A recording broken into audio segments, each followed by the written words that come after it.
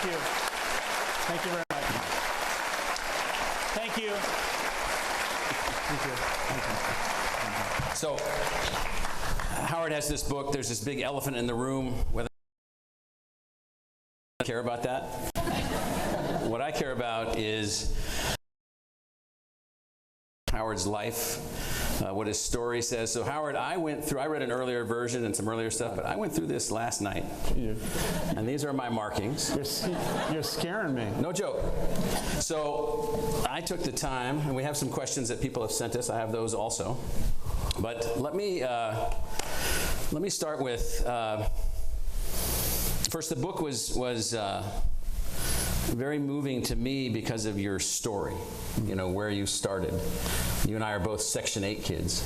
We grew up in either government housing, public housing. We kind of scrapped our way around, trying to find some way to move forward. And you were unbelievably, I thought, probably more than I could ever be, unbelievably revealing in the book of much of your inner self. You talked about love openly. You talked about shame openly. You talked about all these things that you'd felt and experienced while you were growing up. You talked about crying in an elevator older than 30 years old with other adult men in the elevator. And I'm like, man, how revealing is that in terms of your own passion, your emotion, and so forth. So I'm going to start with the book dedication to your wife, Sherry, who's sitting right over here. So Sherry.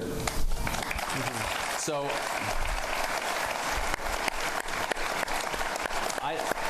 I thought it was quite powerful when you talked about your relationship many times in the book, but you forwarded the book and honored the book in her name, and you said that she taught you to live with compassion and love. Well, all of us strive to do that, and if we don't strive to do that, we ought to strive to do that. So how do you do that? How do you strive to lead your life with compassion and love? Well, thank you. First of all, thank you for hosting me here. I want to acknowledge the media that's here and say thank you for coming. I appreciate that. This is a great reception for me. I didn't expect to see so many people here, so thank you very much. So much of my life has been linked to the fact that Sherry and I met just by happenstance on a beach in 1978 on July 4th. And life can be a series of near misses, and thank God I did not miss that moment. But the specifics of the question is, Sherry and I grew up in a very different environment. Sherry grew up in the Midwest in Ohio. I often have referred to her father and her parents as like Leave It to Beaver, and her father like Ward Cleaver. So understanding and so calm. And my family was not like that. Jewish family, growing up in the projects of Brooklyn, there was a lot of chaos. And so what Sherry brought to including you having to go out and raise money for your family. Get loans for your family to pay their bills along the way. Not many of us have had to do that. So. No, that was a very shameful time in my life. I felt that when I read that. So. But I think Sherry's, just a week and a half ago on Martin Luther King Day, we went to a place called Mary's Place where we actually spent a couple of hours serving food to homeless women. And in that environment, Sherry lights up with such unbelievable respect and regard and so present and understanding. And when I'm in that environment, I just find it so hard because it somehow brings me back to my own childhood, and I can feel my own scars and vulnerability and shame of what it was like when I was growing up and seeing my parents just suffer so much. But Sherry is always uplifting people and always so kind, and the compassion that our children have and the kindness that our children have is steeped in her parenting. And her compassion and her respect for people, always seeing people. 25 years ago, she was in the street working with an organization to try and count how many young kids were in the street homeless to try and solve that problem. There were no cameras there. Nobody was paying any attention. She was doing that just for the kindness of her heart. And I think I have to bring that answer to the question of the day, and that is, unfortunately, we're living at a time time when there isn't a lot of kindness, there isn't a lot of respect, there isn't as much empathy and compassion as we need. And I think Sherry consistently demonstrates that, and I am a much better person as a result of it, and the book was dedicated to her for many, many reasons, not the least of which is, if it wasn't for Sherry, there would be no Starbucks, and that could lead me to another story of the book, if you don't mind. Well, let's get to that. Let's get to that. Okay, let's sorry. get to that. So I want to get people to understand sort of where you came from before you got that far. So you're living in public housing. You don't have quiet space. You're living with multiple siblings in a single room. Your father has jobs that are changing. You're not able to. The family's not able to keep up with its bills all the time. You've got all these things that are going on. You find your solace in the stairwell of a standard red brick building. These are all over New York City. You see them all over the place, and you have this sense of not shame as in you did something wrong, but this negative feeling. Yeah. So what does it mean if you grow up in that kind of situation in terms of what you think about yourself? I think there's so many people that are out there that have no understanding whatsoever what it's like to grow up in a family which is struggling. They have no idea what it does to the kids. So the question I have for you is that, what does it mean? And why is it that we can't? Why is it that we can't? Let's talk about you. But then, why is it that we don't get this? Why is it that we have insufficient empathy? Mm-hmm. So you lived through it. So what does it mean to grow up in that setting? So first of all, you're referring to the fact that whenever I turned the doorknob of opening up my apartment building when I was a young boy, I never really knew what to expect.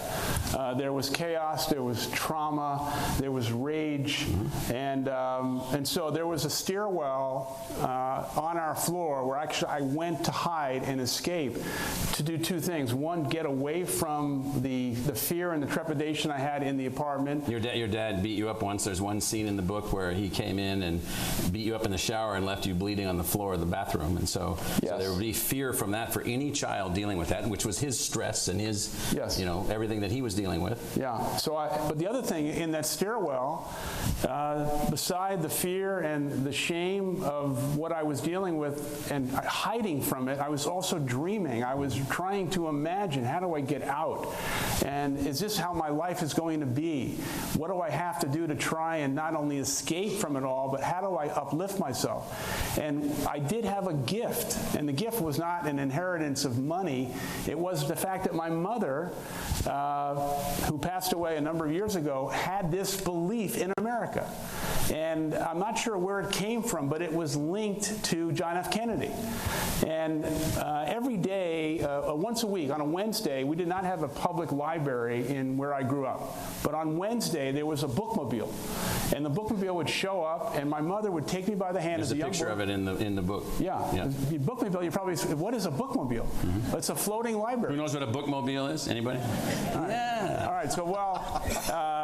So she would take me by the hand, and we would go to the public library, which was this bookmobile. We'd get a book, we'd read the book, and we return it and go back and forth every Wednesday. Well, one afternoon, I thought we're going to the bookmobile. We end up on a bus.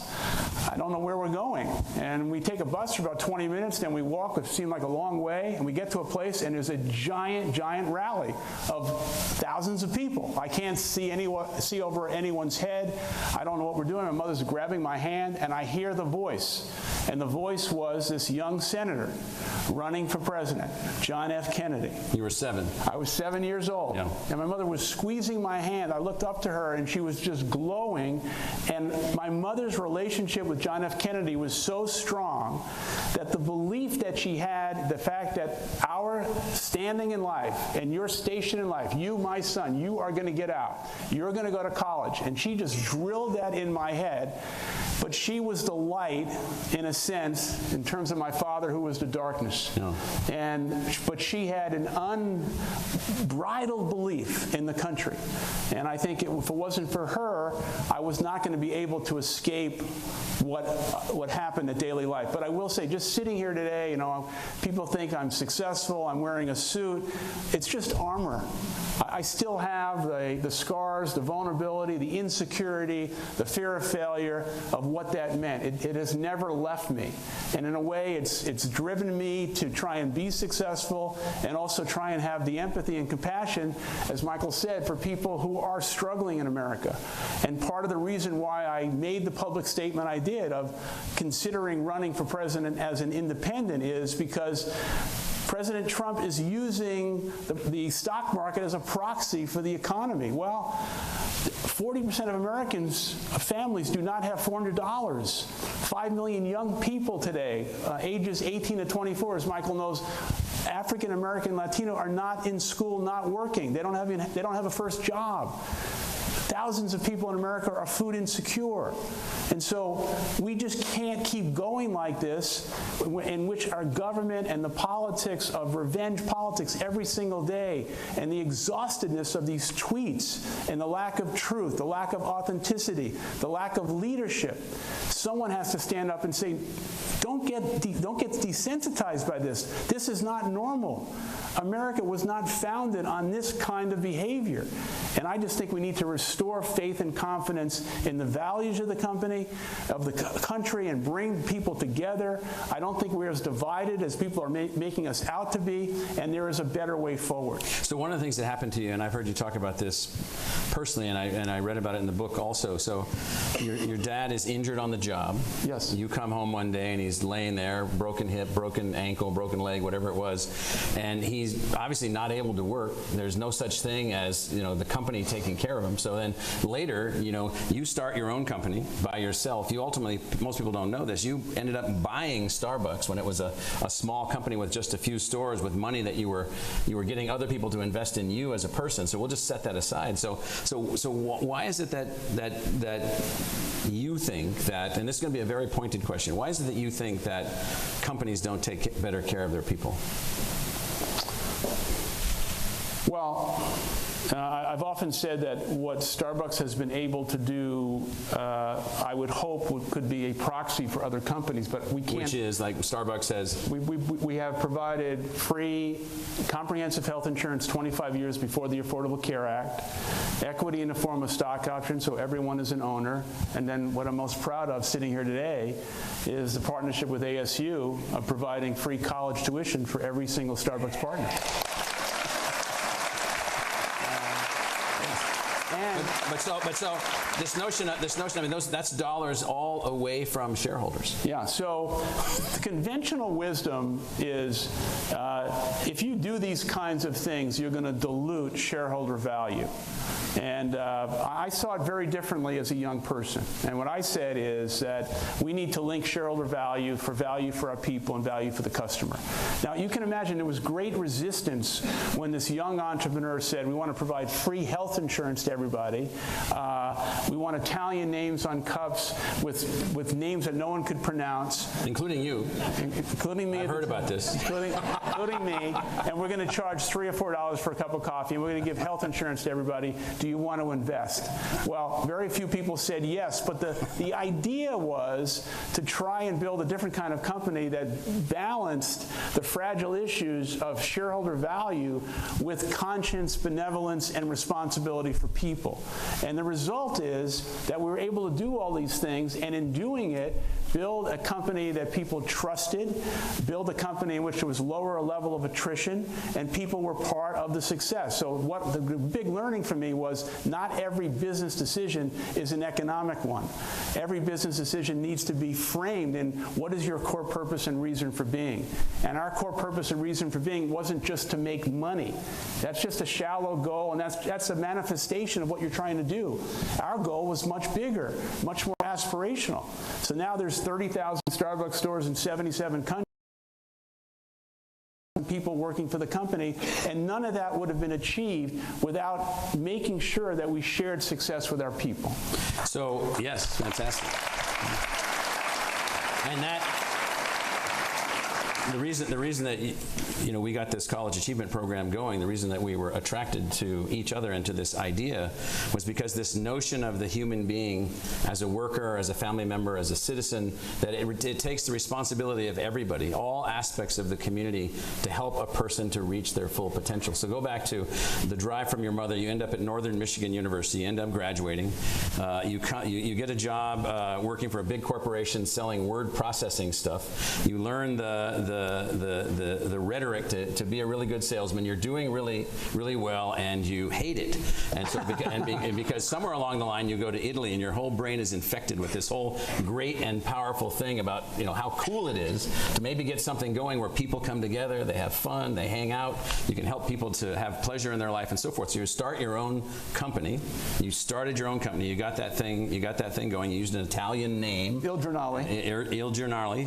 For your company, but that's not enough. No. And so somehow, and I don't know where you learned this. You didn't learn this. I don't know if you learned this at Northern Michigan. I don't know if you learned this on the football field.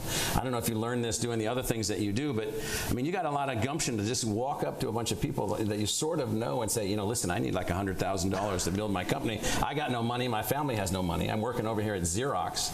I'm selling word processing machine. But I got this idea about this Italian-named coffee kind of restaurant kind of company and so forth and so on. Like, how do you do that? Oh, God. How many of you can do that? Just walk up to people and say, I'd like $100,000 of your money. Thank you very much. I'm going to risk it all on a crazy idea. So we had no money. 242 people turned us down. Yes. The first investor was Sherry's best friend, who gave us $100,000, did not read anything. I walked out it's of nice to have friends like that, but... So we raised the money to start the company, but we had something happen along the way. Yeah. Should I tell that story? Yeah. I mean, this is an interesting story. So in 1987, I had 3 of my own stores. I had left Starbucks. I was working there as an employee, and Starbucks got into financial trouble. They had owned another company called Pete's Coffee in San Francisco. So you're 34 years old at the time. Yeah, and the founder comes to me and says, we're in financial trouble. Founder of Starbucks. We're going to keep Pete's, and I'm going to sell Starbucks, and I think you're the right person to buy it. It was fantastic news. The price was $3.8 million. How much did you have? I had 0. And he gave me a 60-day exclusive to buy the company. 60 whole days. 60 days. So he came to me with it about a month in and said, how are you doing? And I said, I've got about half of it raised. I was insecure. I didn't know how I was going to find it. I said, but I'm confident. I'll figure out a way to find the money. And he said, Howard, we got a problem. And I said, what's the problem? And he said, one of your initial investors of Il Giornale, who I had shared the information with, has come to us and given us an all-cash, no due diligence offer to buy the company. And I think you're going to get beat out by a rich guy. Yeah. Who was one of the titans of Seattle. Yes. And so... Unnamed in your book. I was... talk about crying. I was just absolutely... No, you cried later when you got the money. But I ran home to Sherry. I said, we're going to lose everything. I tell a friend of mine that story at night, who was a young attorney, and he says to me, I want you to come to my office tomorrow morning and meet our senior partner. And I said, okay, I'll talk to anyone. And big, tall, lanky guy. Yeah, so 6'7", mountain of a man, and his name was Bill Gates. No. But not the Bill Gates. Bill Gates' father. So I walk in. I don't know him. He's really, I mean, at that point, he was the legal mind in Seattle. I tell him my story, and he asked me 2 questions. He said, Howard, I'm just going to ask you 2 quick questions. It's yes or no. Did you leave anything out of this story? I said, Mr. Gates, no. Well, and he said, is everything truthful? Did you leave anything out? Is everything truthful? Yes. Is everything you told me 100% true? I said, yes. And then he said, come back in 2 hours. I didn't know what was going to happen. So I left. I came back in 2 hours. I go to his office, and he said, we're going to go for a walk. And I said, where are we going? And he said, we're going to go see the man. And I said, the guy trying to undercut you. Yeah. And I was just unnamed guy. I was saying to myself, this must be how things get done. was a young kid. I didn't know anything. So we walk across the street. There was no use of the word godfather or anything like that. No. We walk across the street. I don't know if he called him. I don't know if there was an appointment. All I know is we walked into his office, and in 5 minutes, Mr. Gates dressed him down and basically said, you should be ashamed of yourself. And let me tell you, you're going to stand down. This is not going to happen. And this young kid, Howard Schultz, is going to buy Starbucks, and we're not going to hear from you again. And we walked out, and I just said to Mr. Gates, what just happened? and he said, there's two parts of the story that's so important. He said, you're going to buy Starbucks, and I'm going to help you. Now, here's the story, the real story. Not only did he help me, but for 30 years, he never told a soul. The humility of the man, that he helped me, that he invested, and it was a year and a half ago at the Microsoft CEO Summit that I'm on stage, I'm speaking, and someone says, you got to tell the Bill Gates Sr. story. I said, really? He said, yeah, Bill and Melinda are in front row. You got to tell the story. So Bill Jr. Yeah, I tell the story, and I realized Bill Gates, the Bill Gates, never knew it. His father, with great humility, never did anything other than have my back and help me acquire Starbucks. So there would not be a Starbucks without Sherry And there was Schultz. emotion then, and there's emotion now. I can sense it in you. And there would not be a Starbucks without Bill Gates Sr.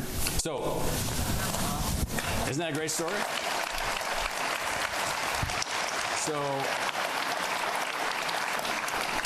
you and I went to a baseball game this year. You love baseball. We sat right behind home plate Yankees. They had this behemoth batter. Aaron Judge. Aaron Judge, this unbelievable dude, who was hit home run while we were there. Seattle, they were playing the Mariners. We were able to be there. It was a fantastic game and so forth. You strike me as a person who understands the intricacy of the sport of baseball and can extrapolate from that sport into life, meaning it's not a physical, violent sport, it's a sport of precision. It's a sport of inches. It's a sport of creative engagement in terms of your batting lineup and so forth. So what about baseball? Why do you love baseball? What does it teach you? I'm glad you asked that question, because I watched you in the game, so I watched you watch the game. So I had this troubled relationship with my father for a host of reasons. Yes. And the only time where I felt like we were together, that we had an emotional connection and we were sharing life, was when we were sitting in the right field bleachers in the 60s at Yankee Stadium, and Roger Maris was in right field and Mickey Mantle was in center field. Which is the old one that they've torn down and now replicated it exactly. Yeah, right. And baseball was our connection, and the Yankees were our team. And so anytime I go to Yankee Stadium and anytime I think about baseball, I think about sitting next to my father, who was old school, and he'd have the scorecard out and he would score the game. Mm-hmm. And he had great penmanship, and he would keep these things in a shoebox, and every game we went to was like a religious experience and an emotional way for us to be together. But it was basically the opportunity for us to have the kind of relationship that unfortunately we did not have in daily life. So when I go to Yankee Stadium and I watch baseball, I feel as if I'm reliving my relationship with my father. So I was tracking sort of when you started talking about what I call big social issues, big public issues. And it doesn't mean that you weren't working on these, because you were using, as I think we all should, any job we have, any role we have, any institution that we're a part of, to make certain that we're giving back, and working on social things. But you spend a lot of time talking about, and you talk about this in the context of your father, you talk about this in the context of some of your boyhood friends and what happened to them. Mm-hmm. Your one friend who ended up in Florida, I think, right. Michael Nadell. Yeah, exactly. And so this issue of the dignity of work. Yeah. Now, my dad was a working class person also, and I come from a long working class family, and there's immense dignity in the jobs that my father and my ancestors have done. Most of those jobs don't exist anymore. Those jobs are shifting and turning. What does dignity of work mean to you? Respect. But respect from who? I mean, for what? Well, I think everyone, regardless of their job or their station in life or their lack of education, needs to be respected in the workplace, especially from the people who are managing and leading the business. And watching my father getting beaten down by the system, although he did not take personal responsibility, he felt as if he was a victim. And when he was fired and dismissed, and when he had that accident, and no health insurance, no workman's compensation, I witnessed how beaten down he became because of the system, a broken system that did not value not only the dignity of work, but him as an uneducated laborer. So when we started building Starbucks, the first thing I just wanted to try and do is how can we elevate the self-esteem of everyone regardless of where they were in the company. And we did that primarily not only by the insurance, but most importantly by giving equity and ownership. My parents never owned anything in their life, not one thing. And so I wanted everyone to have the dignity of understanding that regardless of where you are within the company, you are going to own a piece of this company. And I felt strongly, even though the shareholders thought it would be dilutive. Yeah. Did you hope to do when you bought the company? Yeah. Just a few stores, and you acquired this money from investors to help you to be able to do it. How many of these ideas were in your head then? I think from the beginning, I began to tell shareholders we were going to build a different kind of company. Mm-hmm. And they were signing up for something that was going to be quite different. And how many said, okay, well, good luck to you, I'm not going to be a part of that?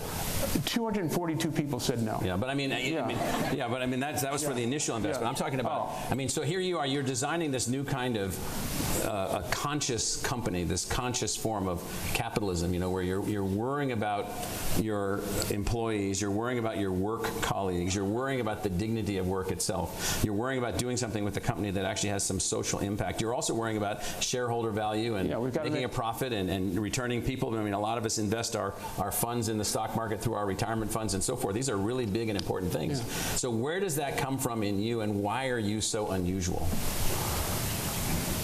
Well, I don't think I'm that unusual. You're very unusual. But my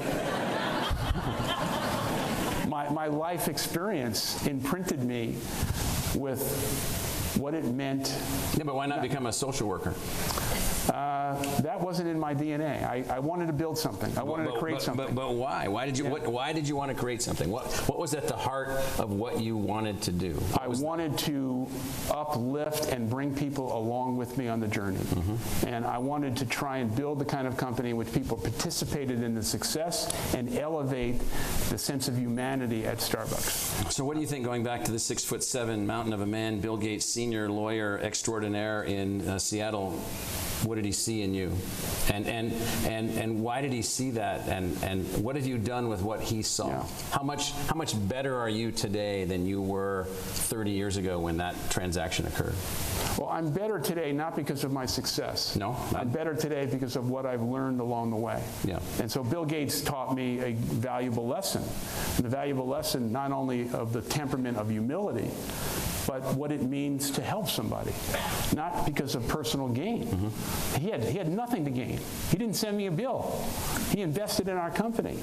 What I learned was could have lost it all, right? Yeah, the importance, and that's why I think I'm here today. The importance of recognizing that we must pay it forward. Every one of us has an opportunity to advance and help one person. Just think about what we could do if we did that every day, and we're not as divisive, and there wasn't so much hate and fear.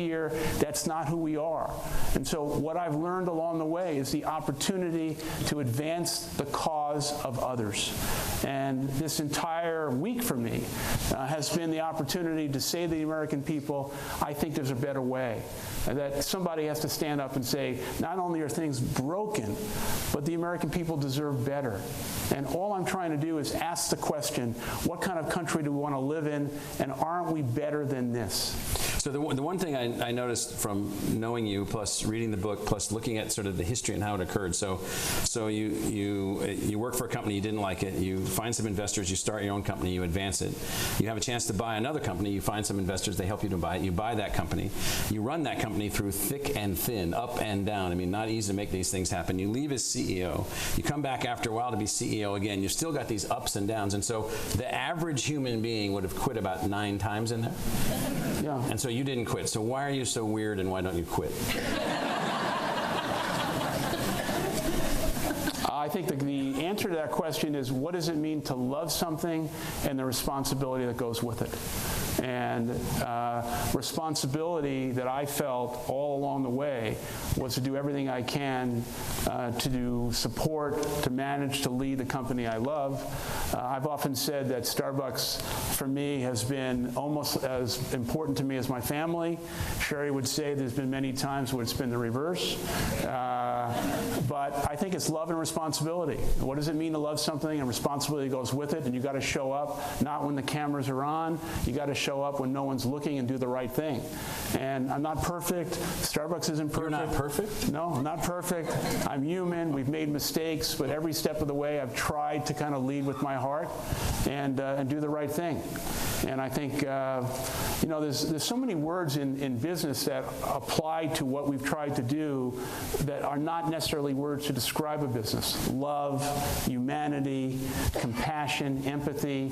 Those are not words generally taught in business schools. But that's what's necessary when you're building a company that's based on people. And every company in the world and every institution in the world is based on humanity and people. So, yes, fantastic. So, you used a phrase, better angels, in the book, which then takes me back to Abraham Lincoln, March 1865, reelected against his own general. Think of the bitterness of that. He ran in 1864 against his own sitting general for president. He wins. The Civil War is not done yet, and he then approaches. It's about to be completed. He knows it's about to be completed. He's gotten the 13th Amendment approved by the House of Representatives to go to the states for consideration, actually ending slavery forever and correcting a malice of forethought of unbelievable scale in our own Constitution, which he corrected. And he has this speech where he then says, with malice toward none, ready to see if he can rebuild the country. And he was playing to our better angels. We had 600,000 battle dead. We had unbelievable destruction. Richmond and Atlanta had been burned to the ground. I mean, unbelievable pain and agony in a country of only 30 million people or so. Now, you drew in the same idea of better angels. So what are our better angels as a country? How do we pull those out? This is Abraham Lincoln. The Civil War is not even done yet, and he's murdered a few weeks later by an assassin who says, thus all to tyrants, while he lands on the stage believing that he's created some fantastic outcome for humanity. I mean, that's the nature of some of these arguments that we have going on historically and at the moment in our country. And here's Abraham Lincoln talking, our better angels. Why did you use better angels? What does it mean to you? What are our better angels? How do we move towards our better angels? Well, I want to answer that question by first saying any linkage to me and Abraham Lincoln, let's move that aside. I can only... The nose is very similar. Whoa. God, now I'm going to be insulted by that. What do you mean? No, I'm kidding. Abraham Lincoln's famous. There's a statue of him in Washington. Let's get serious and let's get real about the question. Yes. We are living in a very fragile time in America, and for that matter, a very fragile time in the world. There's a void of something where we probably all can agree, regardless of party, geography, upbringing, we can all agree that there's something not quite right. And what is it? It's the fact that, for some reason, there is division and divisiveness in the country, and there's so much hatred and fear. And social media, to a large degree, has given license to people anonymously being able to kind of spread this kind of animosity throughout the country. And so I use the word better angels, the term better angels, because there have been moments, many moments in American history where we recognized that we had to turn inward and recognize that there are things about us, about the American spirit, about the American dream, about the promise of the country, that has given us this tremendous gift. And the gift is the country, America. And there's no country in the world where every language is spoken. There's no country in the world where so many millions of people want to come to. That's why we have this immigration discussion going on. There's no country in the world where a kid who grew up in the projects, and like Michael and I coming from the other side of the tracks, could get to this stage. The odds are insurmountable, but it can only happen in America. And yet, for some reason, we're overlooking the fact that we are doing things to one another, and we're doing things to the country that is putting us in a position where perhaps the next generation is not going to have the same opportunities that we have had. So we are sitting today with a $21.5 trillion debt on the balance sheet of America, primarily because of reckless decisions of politicians on both sides. Not that they're bad people, but they've made bad decisions. Why it's reckless and immoral is because that debt is going to be on the backs of our children and our grandchildren. We have serious, complex problems that we have to solve. Immigration, education, health care. We could go down the list. And the majority of Americans want to solve these problems, but yet we can't seem to come together to do it, primarily because of the extremes on both sides. Yet there's a silent majority in America that wants to see a level of civility and respect. And so by calling on our better angels, I have great faith in the goodness and the kindness of the American people. But we can't lose sight of the fact that the values of America are not something that we are entitled to. We have to earn it. We have to earn it individually, we have to earn it collectively, and we have to pay it forward to others.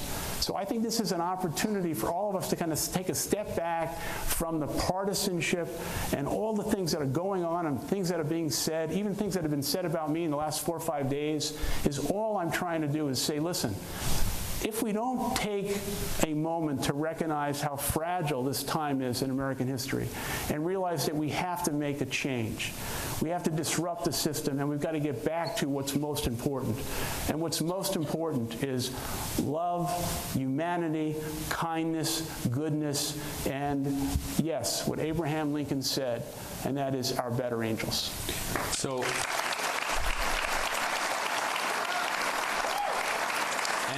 and he said that at an unbelievable moment. So you used a phrase.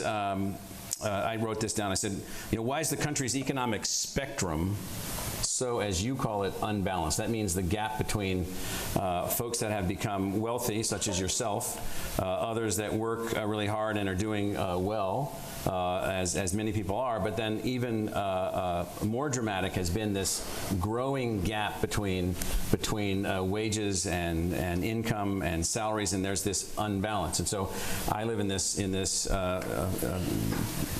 dream that somehow we can find a way where, the old story, you rise the tide and everybody's boat floats, but we have to find a way where some boats can float much faster. So in our present system, a risk taker like yourself goes out, has an idea, finds some investors, advances, and if the company does really well, and this doesn't happen very often, then the investors and the people that made it happen, the person with the idea, then they do very, very well. And then elite managers then do very well as technical managers or doctors and other things. And then there's the rest of everybody that's out there, our siblings and others, all the members of our family. They're just hard workers, and the gap just keeps growing and growing and growing and growing. And I know no one has an answer for this. But what is your answer to this? Well, I think the question, to boil it down to a simpler form, is why are we here right now? Why is there such inequality in America?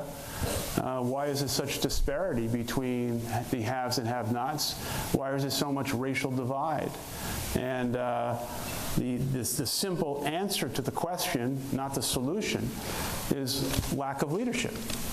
And any organization that you're part of, a company, a college, a university, a nonprofit, people are drawn to those organizations, and they stay because they believe in the values and what the organization stands for, its core purpose and reason for being.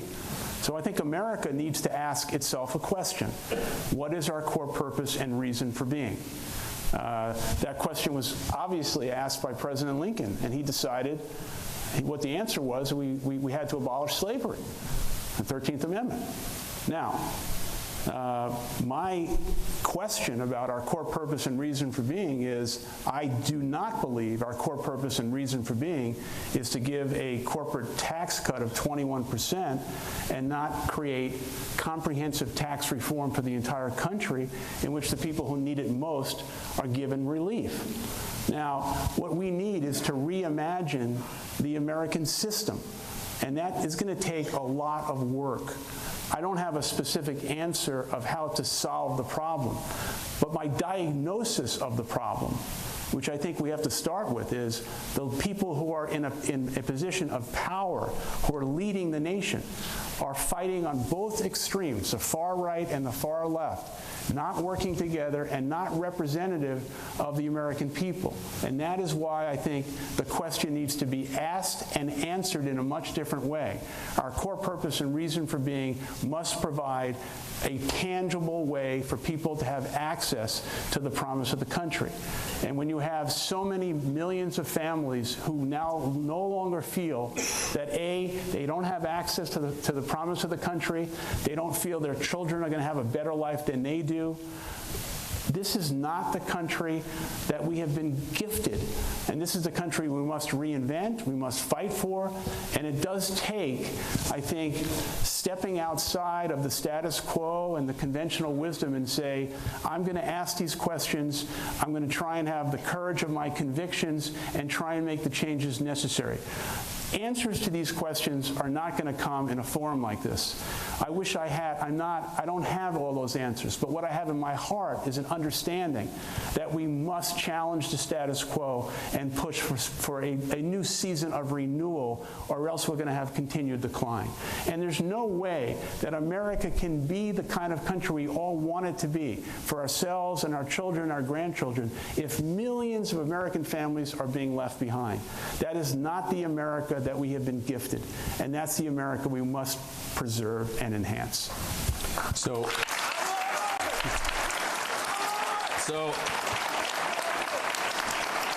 one of the things that's been most challenging for us. So we had a nearly fatal error at the time of conception of our republic, and that was the inability to realize that all men meant all people. Men, women, black, white, other ethnicities, other sexual identities, whatever. It meant all people, that the Constitution applies to all people. So you're one of the few national leaders who's willing to take on the complexities of race straight on. You're willing to take on things like what you mentioned earlier, opportunity youth, men and women, boys and girls, young emerging adults, 16 to 24 years old, who are not in school, don't have a job, heavily minority in that population, but not only. So why is it that you're comfortable taking on these issues? Well, the issue of race, I think, of all of the areas of what Starbucks has tried to do over the years, this was a major discussion inside our company and in the boardroom, where I went to our board and I said, what we are witnessing in America today in terms of young African American men being singled out and in many cases being murdered by the lack of understanding of and the relationship between police, and I'm not in any way singling out any member of the police force as being bad, but there was obviously a problem going on in the country. And in witnessing this, I just felt strongly that we had a moral obligation and responsibility as a company to try and elevate the national conversation about understanding that there is a significant racial divide in the country, and could we try and advance a positive conversation? So I want to get to the root of that, to the why. Why? Because I felt the injustice. I looked at that and knew it was wrong. 100 million people a week go through Starbucks stores, and I felt, wow, if we could just have a conversation with our customers and our partners, perhaps we can make a difference. So why did you think that it was your role as the chairman of a profit-seeking company to take on such a complicated thing? Because I don't look at Starbucks through the lens of our primary responsibility to make money every day. I look at it as an opportunity to advance the cause of humanity. And what was going on in America then, and in many cases even today, is the fact that we have racial injustice in America. That's not the America that I want for my kids and my grandkids. So why don't more companies, more organizations, more institutions do that? Because there might be some chance that we could actually take care of some of these issues. I think people are afraid. I think people... Why are they afraid? They're afraid of the backlash. They're afraid of their board, their shareholders, and certainly... Why are you not afraid? I was attacked. But why are you not afraid? I wasn't afraid because I knew I was standing up on the right side of justice. I knew in my heart that I was doing the right thing, and I knew I was going to get backlash for it. Now, it was not executed well, and it turned out to be a problem, and two things happened, and I talk about this, which just really hurt me and shocked me, that I got a call from a Starbucks manager in a southern state, and on the phone, they're telling me that we just had an experience where a white customer refused to be served by an African-American barista. It horrified me, and it upset me so much that by elevating this conversation, that would occur. And then 24 hours later, somebody called and said someone just shot a bullet through a store window. It turned out it wasn't a bullet. It was a ball bearing from a slingshot that could have actually killed somebody.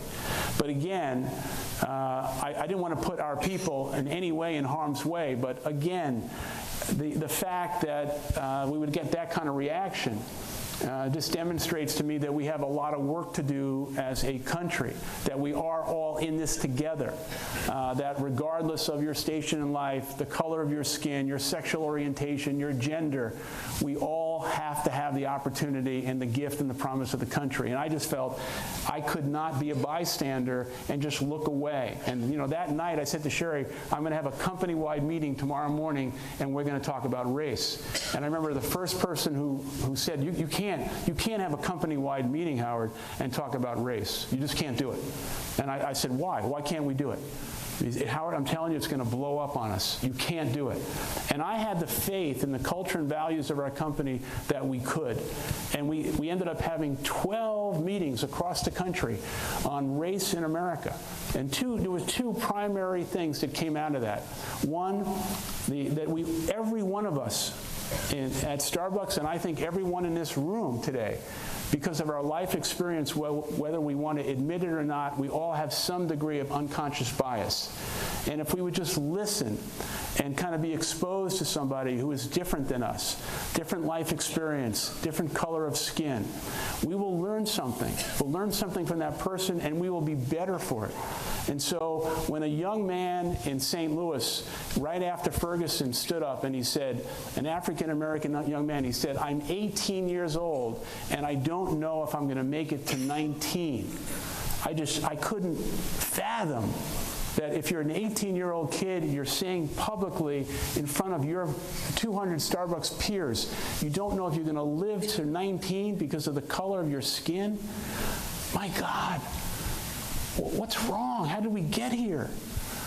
And so I think regardless of the obligation and the responsibility I had at Starbucks as a fiduciary of the company, that our shareholders and our customers and our partners, we would be better as a company if we could have this conversation, even if it produces tension and people get uncomfortable. It's a conversation we need to have.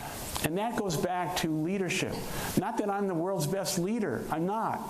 but you have to have the courage of your convictions to lead with your heart, not only when you have the wind at your back, but also when you have resistance. Well, you seem to be the one that doesn't give up, so.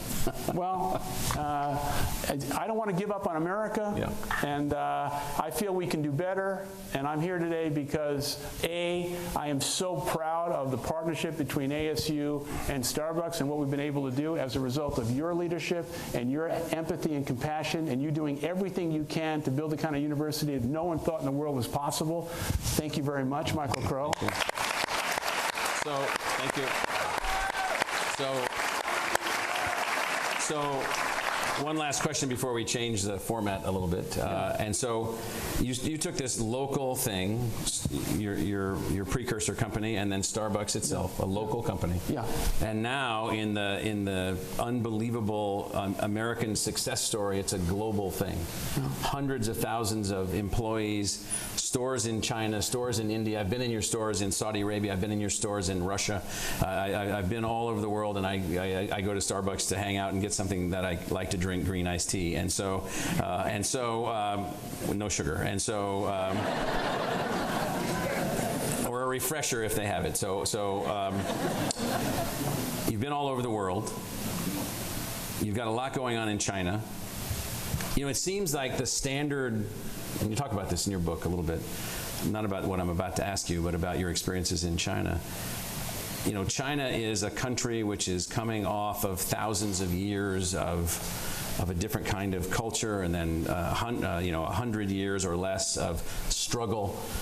They went down a path into communism for a while. They've broken away from that and are trying to move into a new direction. They're trying to be their own form of a new kind of thing.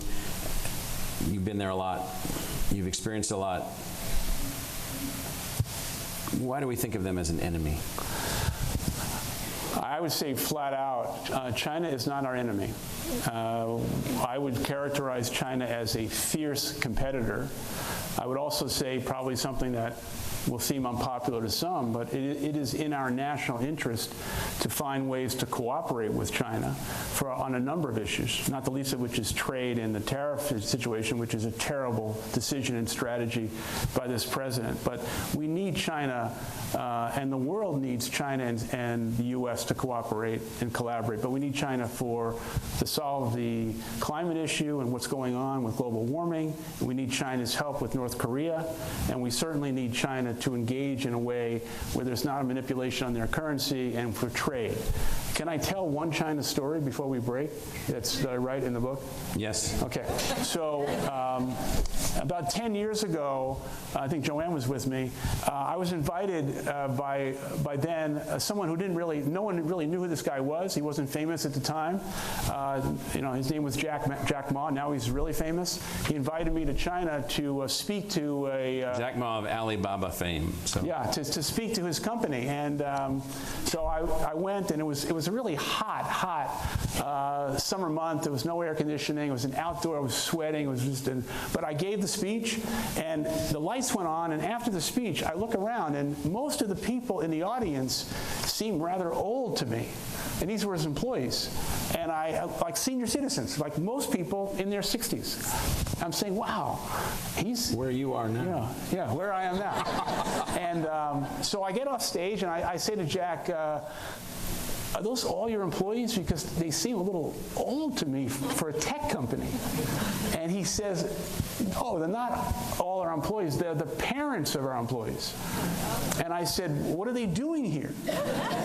And he says, we invite the families of our employees to every one of our meetings.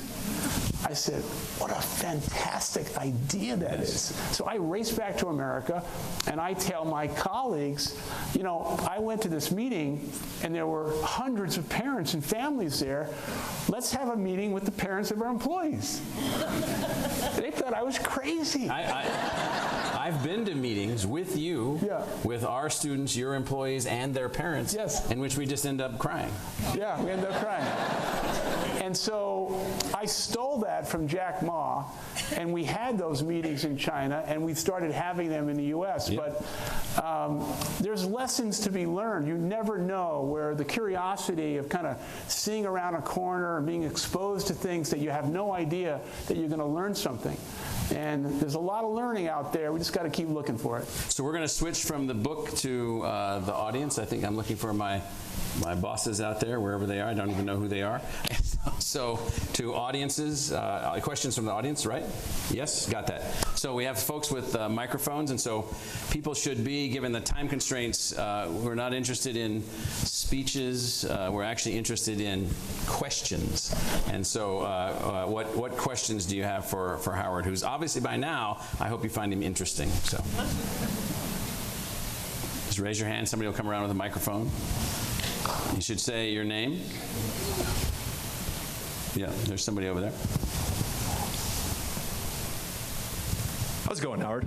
Hi. How are you? This question would be a lot easier if you answered my email and my LinkedIn request. Side note. So I do have to give a 20-second pre-frame here. I studied Howard a bit in college at Florida State University, studying customer lifetime value. For those who don't know, customer lifetime value at Starbucks in 2013 was about $14,099. So I was digging into that and found it very interesting, Howard. So I studied a bit more about you. And as I went on in after college, I worked for Tony Robbins, I worked for an investment bank, and really became proficient at neuro-linguistic programming, neurosemantics, frame control, and the mental and emotional triggers in human beings. So I'm wondering, if you do decide to run for president, that's a big if, what would prevent someone like you from hiring someone like me as your speechwriter? Told you. I emailed you. We welcome all commerce. Respond to my email. Someone will find you right after this, and we can get your name, information.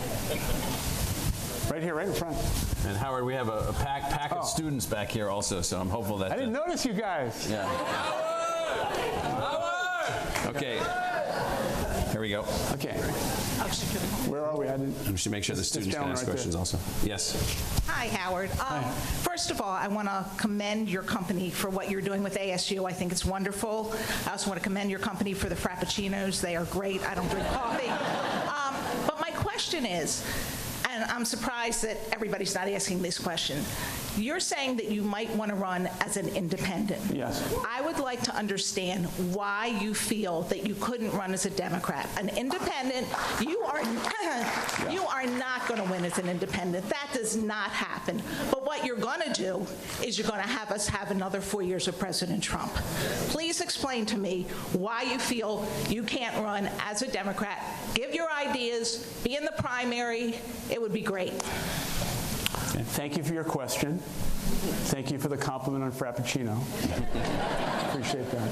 I think you're asking a very serious question that absolutely requires a serious answer. So let me take a little bit longer to try and explain all this. I think you heard in the time we had on stage that I am profoundly concerned with the direction of the country and our standing in the world. I think President Trump is unqualified to be the president, and no one in America, trust me, wants to see him removed from office and not reelected more than me. And I'm not going to do. I can promise you I'm not going to do anything to be a so-called spoiler in all this. But let me try and answer your question specifically about why independent. The system right now, not only over the last 2 years, but for the last 10, 20 years, has demonstrated an inability to work on behalf of the American people and do the things necessary to do the people's work. Now, the system, as I label it, is the extremes on the right and the extremes on the left, and the ideology, the self-interest, and self-preservation. So I happened to be, just yesterday, just by happenstance, with Senator Flake, the Arizona senator who just left the Senate. And just in a brief conversation with him, I said, what happened to you and what happens when in any issue whatsoever, you do not speak and toe the party line. Now, I don't want to speak about, do anything that says that what Senator Flake said to me is wrong, but I'm going to try and paraphrase it, not in terms of his own words, but basically what he said. And what he said basically was that if you just remove yourself just a little bit outside of the ideology of the party faction, the vitriol, the hate is going to occur to the point where you are going to be primaried and taken out. So what that means to me is that our democratic system does not allow anyone who wants to vote their heart and their conscience on behalf of the American people, because if they do, the party, the leaders on both sides, the ideology is so strong that you will be primaried out and taken out. Now, if you look at the issues that are facing the country today, let's just label a few. The national debt, which is a serious issue that most people don't talk about because it's tough to get your arms on what $1 trillion means. The immigration issue, 79% of the American people for the last 10 plus years and under two presidents, both President Bush and President Obama, wanted to see a solution to immigration. We can't get it. Why can't we get it? Because of the extremes on both sides. No, that's a fact. And the government shuts down over what? Not over what the people want, but over the issue about a wall. If I ask myself today, if I were to run for president as a Democrat, I feel that I would have to be disingenuous and say things that I don't believe are true in order to get the nomination, because the Democratic Party today has moved so far to the left, and those things that are being talked about today as a Democratic platform basically tallies up to $40 trillion, which is free college tuition for everyone. Do you agree with that? No. A government job for everyone, and Medicare for everyone. And just yesterday, Senator Harris came out and said, and in doing so, we want to abolish the entire insurance industry. So without getting into too much of the specifics, I would not be true to myself, because the system needs to be challenged. The system needs to be disrupted. Our system is not working for us, not working for the American people. I can assure you, I'm not going to be a spoiler, and I'm not going to do anything whatsoever to re-elect Donald Trump. I also will say this, 42% of the American people today designate themselves as an independent because they have lost so much trust and confidence in both parties. But they have not had a legitimate choice. What better expression of democracy would there be to provide a better choice and not the binary choice of just a Republican and Democrat?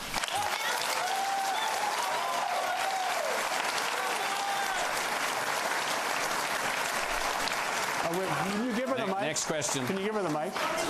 Next question. Oh. Student. Say these 2 words. 2 words. The mic. A lot of people may not. Can I have the mic? Yeah. 2 words which a lot of people here probably weren't even born when this happened. Ralph Nader. I heard the same exact thing for him, and we got President George Bush. Just keep that in mind. Thank you. Okay. So next question. Thank you for the question. Thank you. I appreciate it. How are you different? Yeah. Hi, Mr. Schultz. Hi. My name is Joel, and I just want to get your perspective or your thoughts about the media. And the reason I'm asking is because after your 60 Minutes interview and your recent interviews on CNN, it just seems like what I would have thought would be friendly confines actually seem to have maybe turned on you after that. So I want to get, do you agree with the president that there is such a thing as fake media? Well, when I hear the president say that the media is the enemy of the state, I could not agree with that more. And I acknowledge with great respect that the media is here. I think there is a primary responsibility of the media to cover politics, to cover the country.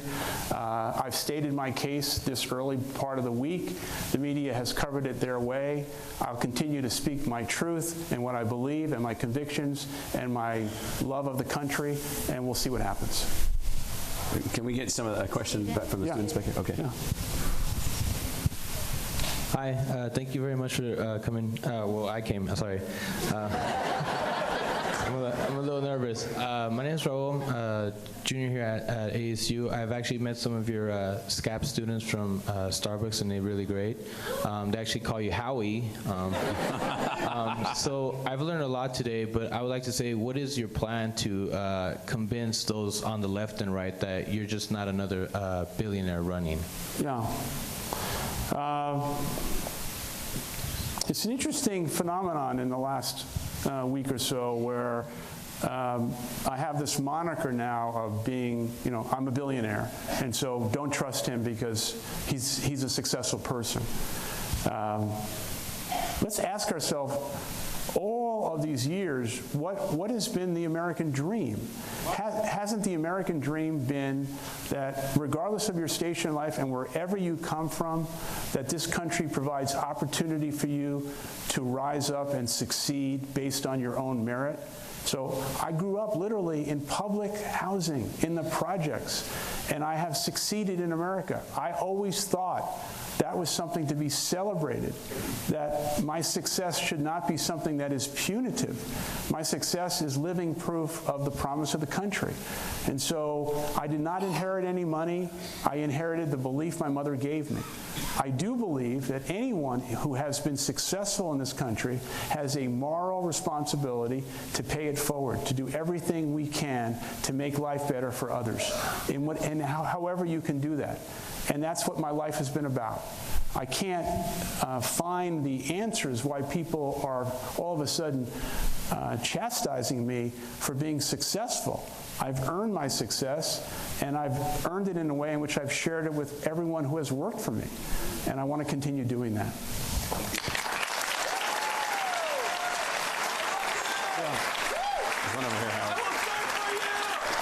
Hey, Howard. I've been a shareholder of Starbucks for a long time, and I have to say one of the greatest things I think you have brought to the table was a way of creating community within all the little communities, and I believe that you could be the right person to do that for the country. But now I have a more difficult question. Okay. With the national debt at $22 trillion, state debt at all-time highs, and a $1 trillion deficit, I can only see two options to get out of this, and that's to print our way out or have a hefty tax on the wealthy, on their assets. The fact that our world is the world's reserve currency and is based on confidence in the petrodollar relationship, which option would you be behind? And if you're not behind any of those options, do you have another solution? Yeah. I've said for the past 2 years that I thought that one of the greatest threats to our national security and American life was the fact that the debt was reaching a level that at one point or another we're going to have a collision course with time. We are heading closer and closer to that. But the problem, like many problems, is very complex. So if you look at the debt, which has risen to almost $22 trillion and rising at about $1 trillion a year, it's basically because of two things. The level of growth in the country, revenue growth, which is roughly between 2.5% and 4%, more often than not about 2.5 to 3, and rising cost of entitlements. The entitlements have been an issue that very few people have been willing to talk about, because as soon as you do, people get very scared about, are you going to take away Social Security? What are you going to do with health care? So what I would say is, let's take a step back just for a moment and realize this is a very difficult problem to solve. What I do not want to do is take away the benefits from the American people who have worked so hard to get it. The revenue growth of the country believe it or not, is linked to innovation, education, and probably a word that people are going to be surprised for me to hear, and that is immigration. So we have to do everything we can to try and rise the level of growth of the country beyond 4%. That has not been accomplished in many, many years. We are doing everything as a government to stifle the growth because of a lack of innovation, a lack of imagination. And what I would say is we need a lot of smart people in the room who are not steeped in ideology, who come to the table with great ideas and are committed to trying to solve this problem. We have to get the debt down. I think we have to balance the budget. That has to be the mission and the objective of the next president, with fiscal responsibility. That also means we need a strong defense because we have a lot of other issues. But we have to energize the American people through a level of innovation that we haven't seen in a long time. I'm not answering your question with specificity because this is a complex issue. But putting our head in the sand, and this is an issue also that goes back to the previous question. When President Obama was president for 8 years, the Republicans banged on him every single day to reduce the debt. He was president, Republicans were opposing him, reduce the debt, reduce the debt. President Trump comes in office, Republicans go silent, not a word. And President Trump has recently said, I'm not worried about the debt because by the time I'm out of office, someone else will have to take care of it. This is a major issue. And what I would say is if I were to run for president and fortunate enough to win and be the president, this would be a primary issue that I would tackle and solve. I don't have an answer specifically for you today. It is a major complex issue. But the only way to solve this problem is having common interest in solving it without ideology and without the extremes on both sides. But you can't solve the problem by starting to give everything away for free. There's no free. It's only going to add to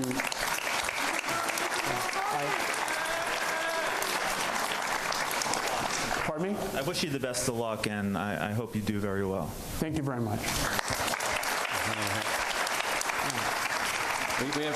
We'll go here and then a student back here. So. Hi, Howard. My name is Frida. I have some questions about Starbucks. Okay. At what store number did you realize you were onto something that had become as big as McDonald's? And if any chance, was there any truth to the rumor that the doors at corporate had to be bulletproof because the coffee bean industry was so cutthroat? I've never heard that before. No, I don't think that's true. The turning point for Starbucks in terms of realizing we were onto something was 1996 when we opened our first store in Japan. And there's a long story about that, but there was a line around the block, and I drove up to the store and I asked our partner, did you hire extras? And he said no. And a young man had slept overnight. We cut the ribbon. He didn't speak a word of English. He runs to the front of the line and he says, double tall latte. And I think at that point I knew we were onto something. Thank you. So Howard, before we take a question from another student back here, a couple minutes ago you may have misspoken yourself, and so you probably should clarify yourself because someone just sent me a note saying, did he really mean to say that? When you said that the press was the enemy of the state. No, I didn't mean to say that. Did I say that? No. Let me clarify that. Thank you for saying that. Yes. No. I was wondering why you said that. I thought it was a slip-up, but I think most people did. The press is not the enemy of the state. Right. No. I would have gotten... Can you imagine what the headline would have been? No. It may still be, but there's a question right there. Yes, but see, I'm not perfect. I make mistakes. Hello, Mr. Schultz. First, I wanted to congratulate you on your story. It was very humbling as a student to kind of hear your progression and coming from really humble beginnings to reach like great success. I believe in the American dream, and I believe that that's something that everyone should strive for. My name's Thomas Henning. You mentioned a lot about racial inequality, however, and historically, the American dream has been for a very small subset of people. You can look at socioeconomic levels. The New York Times released a report earlier this year where regardless regardless of socioeconomic status, African Americans and other minorities are performing significantly worse in the future than their white counterparts. So other than the promise that as many politicians have done before to these minority groups that the American dream is achievable for them, how are you actually going to implement actual policies to allow that to actually be the case? I think your question runs so deep in terms of the challenges and the issues facing the country today, because there seems to be a rise of discrimination and license for hate, not only in terms of people who are African American, but people of any ethnic background that doesn't seem to be consistent with what President Trump believes to be what America should look like. And I could not disagree with that more. I don't think the government could mandate what companies should do, but if you look at industry at large, I would say this. Every single company and every industry that is hiring young people should do everything possible to ensure the fact that every single job opening and every slate of candidates includes a wide swath of diversity. And there should be not a mandate, but an encouragement to ensure the fact that we are doing everything possible to open up our eyes and our hearts to ensure the fact that every organization is as diverse as possible. And if every organization in the country, business, nonprofit, school, across the board, were to do that, we'd have a significant change in the level of opportunity that would be created for people of color, people of different sexual orientation, and people who don't look like the person who is doing the hiring. So, thank you. So we're gonna have one last question. A couple minutes left. How much money do you have? We're gonna have one last question. We're gonna take a question from our next student. Hi. Yes. Excuse me. My name is Abby Olson. I'm a junior here at ASU, and I also am a former partner at Starbucks. My question is, and this is kind of a question for the both of you. You have a partnership through ASU and Starbucks. Obviously, a clear friendship. Are we seeing a potential for President Crow to be in your cabinet or vice president?